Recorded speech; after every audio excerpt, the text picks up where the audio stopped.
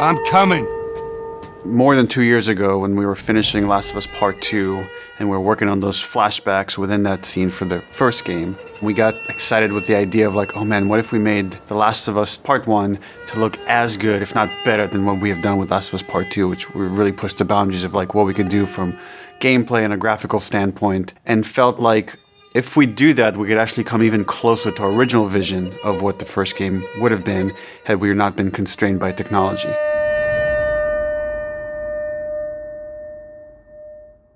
The original creative vision of The Last of Us, I think in a lot of ways was larger than what the PlayStation 3 was capable of. The tech of the PS5, it's like an open box of tools and goodies that we can play from and draw from.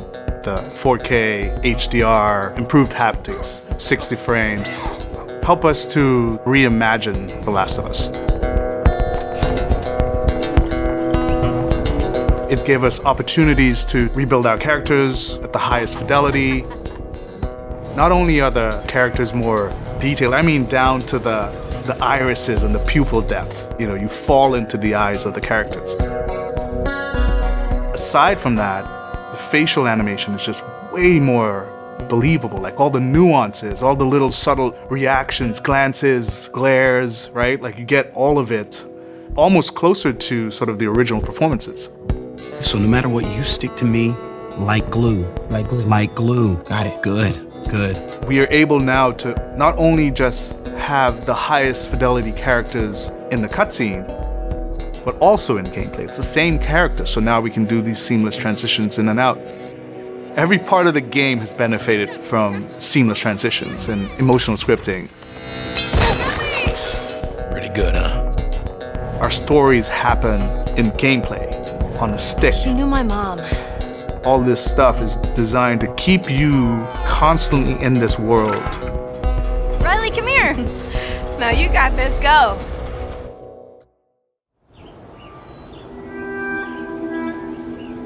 One of the things that the PlayStation 5 is really enabling is that we're able to have a density of physics objects in a scene that we could never do before. Like, this has always been the dream, is to have this number of bumpables, chippables, breakables, destructible objects in a scene. It just makes the world feel rich, makes it feel lived in.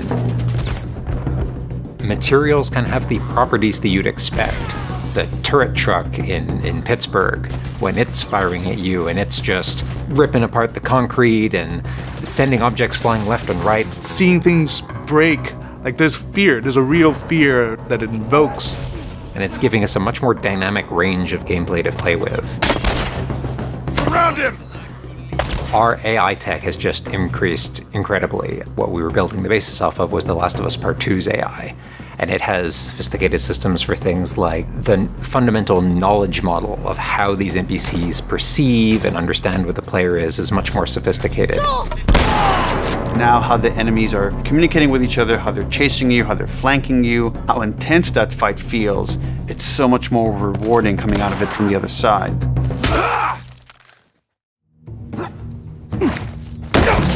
Get out! One of the other big AI improvements is the buddies. The buddies technology that we developed for The Last of Us Part 2 has this very sophisticated understanding of like, okay, this is where the enemies can see their exposure. We not only have exposure, we have future exposure.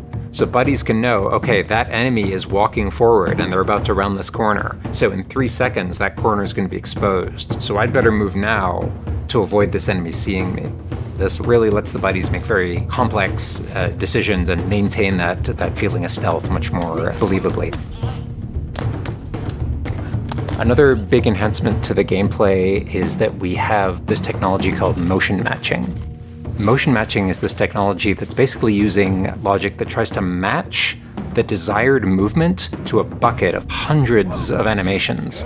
A mocapped actor has gone in and run this whole gauntlet of movements to get a really full set of all the different ways a person can move. And then it's basically every frame trying to find the best matching animation that fits the path of where the character is going to go. And this motion model just gives this really seamless sense of transition. The player's movement is just a lot cleaner. It's this really smooth, organic movement through the space. First, we just had to build that core experience. And then beyond that, we wanted to add several features that fans have been asking for. For example, we now have a permadeath mode.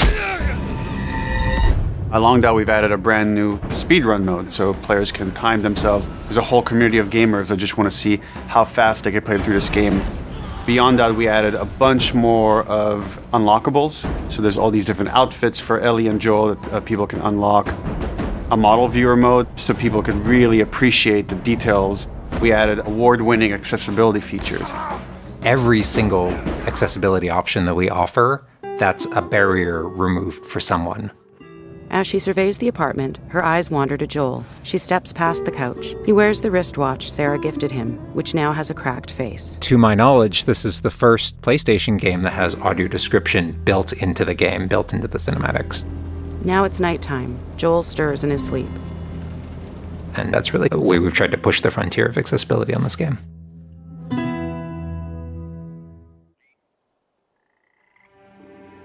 So much of the identity of The Last of Us is the world. We revamped completely the art direction. You know, everything from these expansive vistas that not only are they beautiful, but you feel the environments. You feel the environments in a much more visceral way. The rooftops overlooking the Capitol building, for example, like just the breath of fresh air when you go up there and you just like, you feel that sort of release in tension.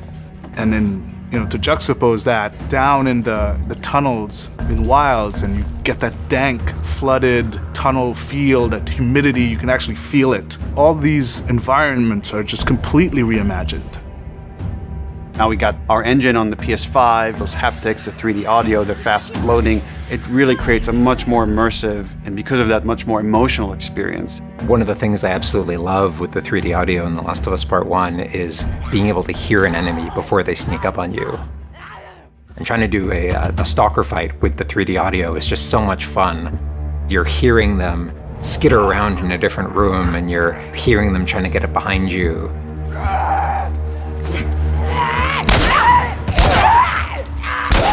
Having that two-part reaction of like hearing, turning, seeing, reacting, it just really heightens that sense of just being grounded. You are in this character, you are in this world. Now, with the PlayStation 5, the amount of control that developers have over the DualSense, it's really, really cool. All the guns in the game have a variable amount of resistance on the triggers when you aim them. The way it works with the bow is that at the very beginning, when they're starting to draw the bow, there's a little bit of resistance. And then as the bow gets tauter and tauter, the amount of resistance is increasing. And then when you release the bow, you're also getting that resistance going out of the trigger. When you are aiming and firing the shotgun, you're going to get a haptic vibration on the shot. And then what I think is one of the ways that the DualSense really advances things is you're going to get a haptic vibration on the pump of the shotgun. And what's much more sophisticated about that on the DualSense is that in effect has a little like speaker in it. And it's playing an audio file that comes through in the vibrations. And those two beats is what you're going to feel on the controller. Looks like a good spot. This also ties in to the new workbench animations. So if you're seeing Joel taking apart a gun or screwing something in or putting a new stock on a gun, that moment where he's like jamming that on, you're gonna get that haptic feedback on that. We have, you know, haptics all across the board, you know, for all the moments you kind of expect, for clambering, jumping, landing, meleeing, getting meleeed, like all those kind of high intensity moments we have represented in the haptics. What I personally absolutely adore is the way we can enhance the really like quiet, subtle moments of gameplay. So it's like when Joel goes in to pet the giraffe, getting that little light touch on the haptics as he's petting the giraffe.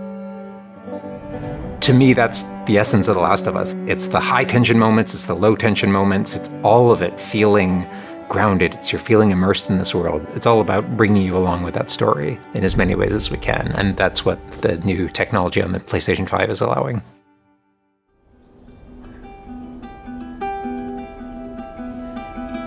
So is that everything you hoped for? Jury's still out. There's something special about that core experience of playing as Joel and Ellie on this journey, then to take that experience and really honor it and keep the authenticity of it, but elevate it in every way possible, whether it's pipeline, whether it's art direction, whether it's technology, everything that allows us to make that experience better. Not different, extremely better. That's why, to me, this is the definitive way to play The Last of Us.